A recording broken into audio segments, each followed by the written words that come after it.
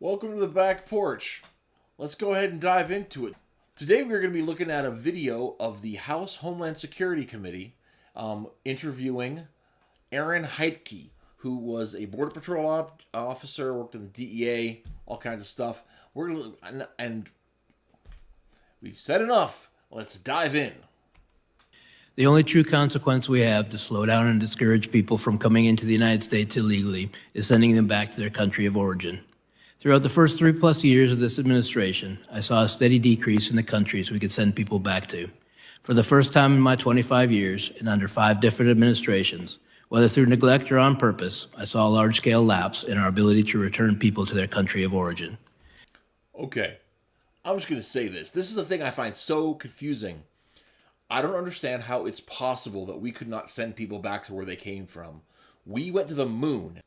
We did D-Day. We built a prison on an island. We did the Panama Canal, and you're telling me we can't figure out how to send somebody back to their country of origin. I don't understand how that's even possible. But let's continue on. The inability to send people home meant that most people being arrested for illegal entry would either have to be detained or released. The current administration, however, from day one, made a point of decreasing the amount of detention space available nationwide. Immigration and Customs Enforcement's funding for detention.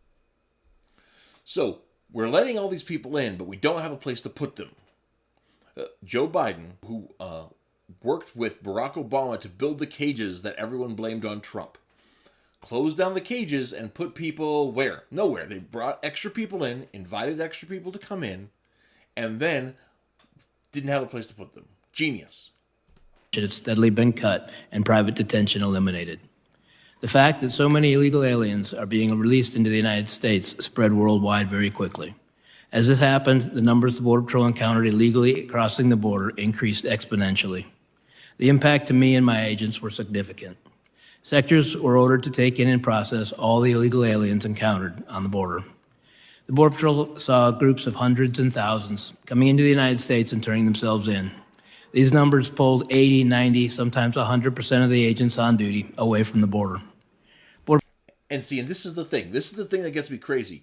That stupid fake news border bill that was put forward would have allowed more folks to come across the border. This was before Biden went in and started doing some Trumpy stuff to bring people in. But what it would have done is it would have paid for extra agents to process them, which processing is not keeping people out.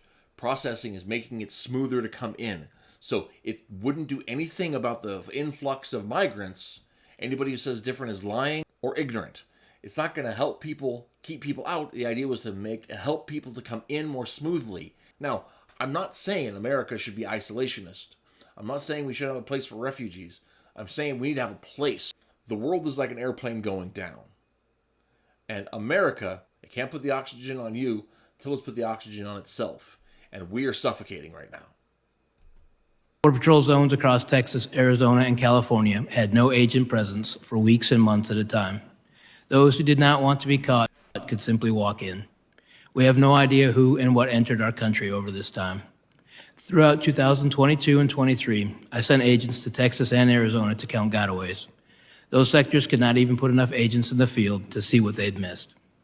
Simultaneously, in San Diego, we had an exponential increase in significant interest aliens. These are aliens with significant ties to terrorism.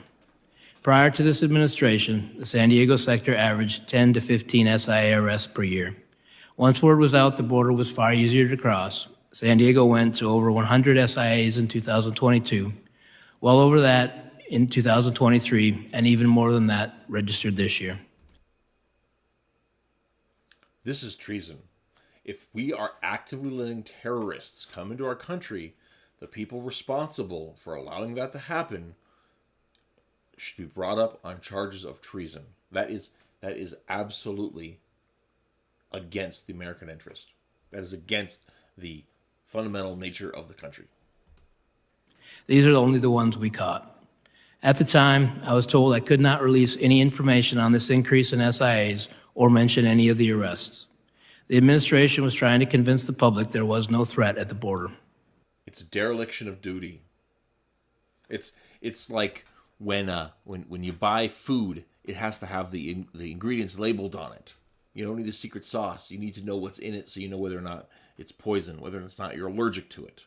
You need to know the ingredients for transparency, for accountability to your customers. We are the customers of the U.S. government. And these guys, these jackals, do not want to let us know what's going on. I don't have a whole lot else to say on the subject. It's treason. It's treason. It's a dereliction of duty. They're doing the administration is doing everything they can to avoid their actual job. We got to vote them out, guys. Hopefully you guys found it interesting. Leave a comment in the comment section. Let me know if you think that I'm being hyperbolic in my reactions. I'd love to hear your thoughts on all that. And like, subscribe, share it to your folks. You got to let people know what's going on around our country. We've got to save our country, and it's going to take each one of us, because that's what a republic is. So you guys have a good day, and see you around the back porch next time.